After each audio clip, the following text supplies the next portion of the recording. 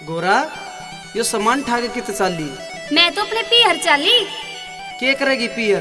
तेरा तो रोज का काम हो गया भांग उठाने का। मैं तो चाली अपने पीहर, तू रख अपने बाल काना। अरे अरे कित चाली रे, मेरी बात सुन।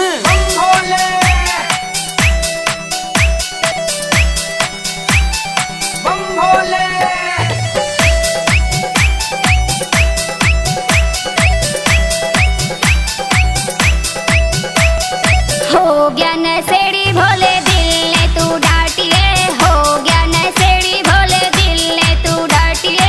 मैं तो जाली पीहर दोनों टाबरा ने राखिए, मैं तो जाली पीहर दोनों टाबरा ने राखिए। सुन मेरी जान गोरा जावे ना तू छोड़ के, सुन मेरी जान गोरा जावे ना तू छोड़ के। भांग पीऊं ना आज पछे और मैं, भांग पीऊं ना आज पछे और मैं।